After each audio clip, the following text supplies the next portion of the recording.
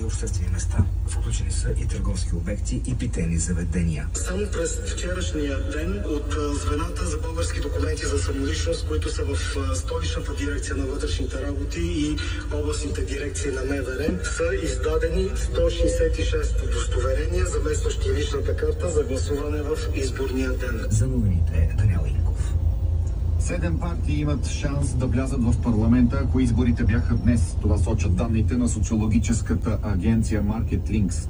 Проучването е финансирано и реализирано съвместно с BTV и е проведено сред 1014 пълнолетни в периода 15-20 октомври.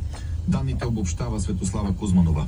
ГЕРБ-СДС са първа политическа сила с 24%, следвани от ППДБ с 14,1 на 100 подкрепа, а с процент по-малко са Възраждане. Четвърта политическа сила е Алианс за права и свободи с 8,3 на 100. Следват ДПС Ново начало с 7,2. БСП Обединена левица с 7%.